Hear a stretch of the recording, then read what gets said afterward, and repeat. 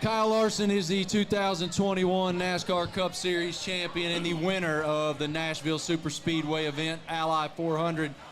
1 year ago, dominated the race. I think you led 263 laps or something crazy. I know that the guitar's not on the wall yet. What the hell's wrong with you, dude? We got to do a better job with our trophy. Yeah, well, I have a small room in my shop with all the trophies, and we won a lot of them last year, so it's kind of full, and it's hard to get back to where the guitar is, honestly. But I'm not a handyman. I'd like to build these. So it's like I have it all set up in the corner of the wall, and I imagine the guitar being like elevated, but I'm not a handyman to build any brackets. Me so either. It's kind of just sitting behind the trophy right now, and I'll pull it out every now and then to show some people. But someday I'll have a really cool trophy case like, you know, all the greats have, hopefully. You worried about winning them right now, boss, That's right. not displaying them. Can you play? Do you have any interest in taking lessons now that you got a guitar trophy? trophy? I don't have any interest in playing now that I'm married and have kids, so I feel like kids and marriage will really hamper new hobbies, won't they? I feel like if my son took on guitar lessons, that'd be good, you know, for him to pick up on some chicks as he gets older and stuff like that. But no, I don't. I cannot play the guitar, the drums. I really can't do much besides drive a race car. You recently did something I've had the blessing of doing, and I was so moved. You went to the Tomb of the Unknown Soldier. Yeah. What did you take away from that experience? I think it just gives you even more respect for everything that's been sacrificed before you. Getting to go there and see all the land and all the headstones, and then go to the Tomb of the Unknown Soldier and see, you know, how structured it is and how in sync everybody is and how young they are, you know, when they're representing it. So that was neat. I guess I'd done that with my aunt and uncle when I was you've done it before. 6 or 7, but Yep. I don't remember it. So it definitely hit a little harder, or a lot harder, going this time with Jeff Gordon, and that's just really cool. You know, to the Coca-Cola 600, they do a lot to honor, you know, veterans, and it's a really neat tradition that they're starting now with the winners. So I guess Denny won the 600 this year, and he'll get to experience that next year. So really cool tradition. Yeah, what's it like hanging out with Jeff Gordon at a national monument? There's not too many people that get to do that. Yeah. No, he's obviously experienced it before, but you know, like I said, I look up to Jeff, and I've always looked up to Jeff. So now getting to do these cool experiences with him, and getting to, you know, make memories at all, and have, you know, pictures of me with him doing these cool things is really neat. So I hope to be with Hendrick Motorsports for a long time and get to have a lot more experiences with Jeff. But yeah, it's great. You know, he wears a lot of different hats. You know, I've gotten to experience Jeff, which I'm sure you have too. Oh yeah, I got a bunch. You get the serious Jeff, the fun Jeff, and they're all great. What about DJ Jeff? You ever seen Jeff, DJ for Jeff? sure. DJ Jeff can go, dude. DJ Jeff, yeah, DJ 24/7. Wiki Jeff. Yeah, when we won the championship at Phoenix, we all went out, and it's blurry, I mean, which it should be, but we were out, you know, around the W, and we stayed at the W, went to his suite there, and he had his huge speakers set up, and we were raging past 4 a.m., so it was fun. Have you ever talked to Jeff about his breakdancing days? Dude, I think he a was little like bit. Breaking. Yeah, I remember watching. I think you used to host that, yes. right? How many Parachute days? pants? Yeah, I remember being, I mean, younger. I wasn't a kid, I guess, but I guess maybe I was. But yes, I remember watching that show, and I would have never thought that he was a DJ, could break dance. Now that I've hung out with Jeff too, and I got to go, he was a grand marshal at the BC 39 race in Indy last year, and we went out to dinner afterwards with him and a lot of his high school buddies, and so they're busting on him all night and telling all these old stories. And I was like, man, like, I always thought Jeff was this clean-cut kid who never got in trouble, never did anything wrong, and it was total opposite. He was definitely the Hellraiser. He's a Hellraiser, Yeah. man. I mean, when you come into Cup with that stash and that mullet, unfortunately, he got corporate Jeff right after that. That's sending a message right there, showing up like that. One of the great mustaches of all time. Yeah. So you dominated last year, bro. What is the difference this year? There is so much parity. Yeah. It's not about you. It's about the sport as a whole. It is wide open right now. What is going on? It is. It's I don't know. The cars, are pretty much the same, so it's hard for a team to like find an edge.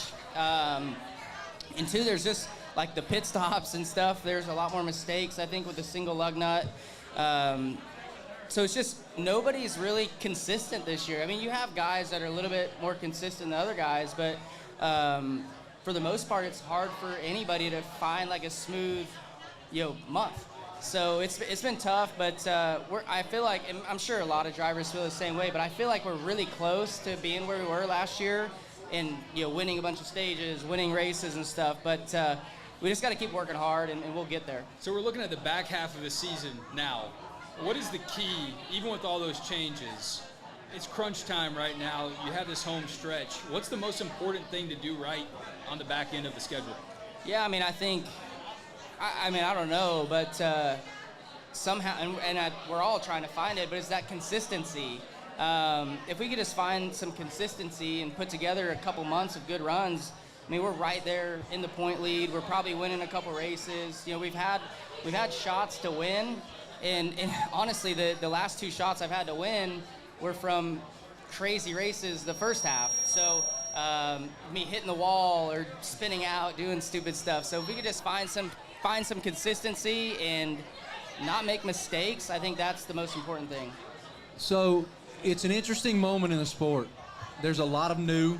There's a lot of effort by the brass in Daytona and Charlotte to try new things, to try to evolve. How do you define the health of the sport right now? I think it's in a good spot. I mean, you obviously always, and it's always improving, I feel like, and NASCAR's always thinking outside the box and trying to spice up the schedule, obviously spice up the race cars, and I think that's all good.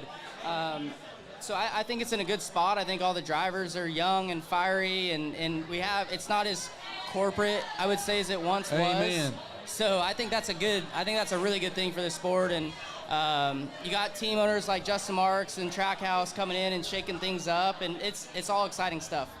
I mean, if you were commissioner for a day, president for a day, what would you love to see this sport do that doesn't currently exist?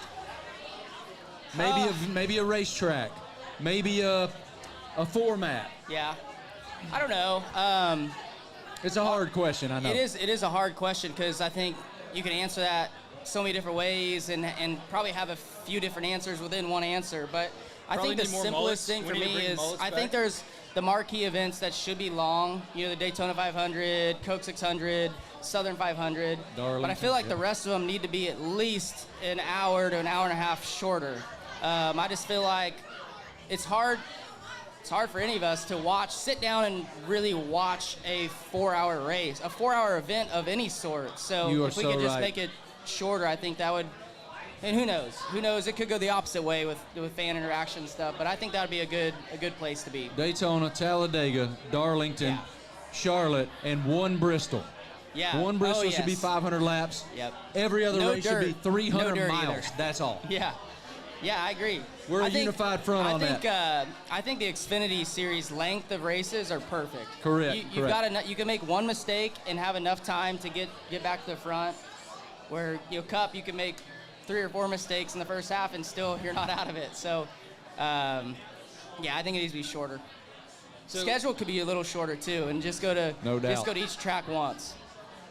I was listening to an interview with Dan Elliott, and he was talking about how good you guys have it, because he was like, I was on the road 50 weeks out of the year, and you guys have a break. Like, how much does this season still take a toll on you? Well, a normal Cup guy might have a break, but I don't. I still race a lot of dirt track stuff. So like this year, I'll probably run 110 races. So, dude, Wes, the man's a lunatic. He's a complete and total lunatic. Well, yeah, I mean, how much do you need to do that? Is that you needing to do it? I think it's both. Like, I do it first because I love it, and I love racing and competing and getting back to do the dirt track stuff, but I also do believe that it makes me better, so that makes me want to go do it also.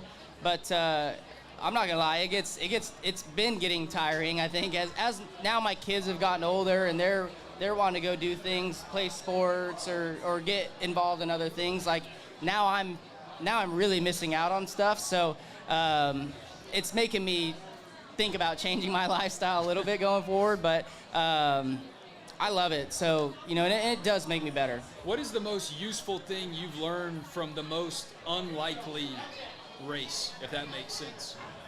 You picked this up, you didn't expect to pick it up from one of those dirt track races or a different race. Well, I think so. When I race, I guess World of Outlaws, sprint cars, or racing dirt late models, every restart's a double file restart, and the races are 30 to 40 laps. So you have to be extremely aggressive, and your decision making has to be perfect on all those opportunities you get. So I think that really helps me on the cup side to be aggressive on restarts, and I'm usually netting out to the positive on positions gained on restarts. So I think that's definitely one of the many benefits from racing dirt. I saw you might want to do Le Mans. I saw you might want to do the Indianapolis 500. I know that's down the line. What do you love to race the most and why?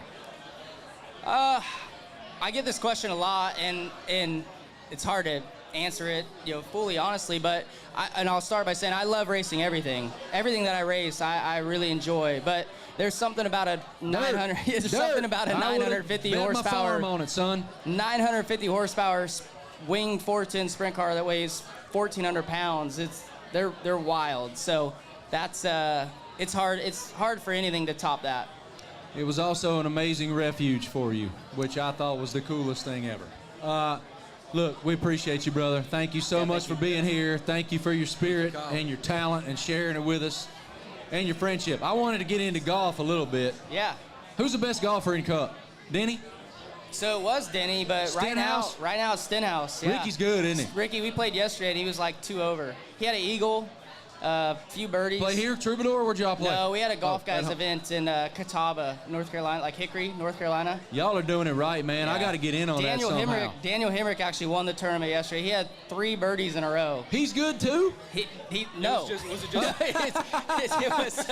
it was like wild. I mean, we're the same handicap. We're like a 11-8 index, and he rattled off 4 birdies on the back nine. Went like birdie, bogey, par, birdie, birdie, birdie. I'll tell you who blew my bogey, mind. par to finish. Ryan Blaney picked up the game 18 months ago, and He's the dude can stripe it, man. Yeah. I hate guys like that. Yeah, he played with us to the first event and opened up with a birdie, and everybody was like, kick this guy out. Get out of here, man. Yeah. Hey, thank you. Yeah, I thanks, appreciate guys. you, brother. Love your spirit.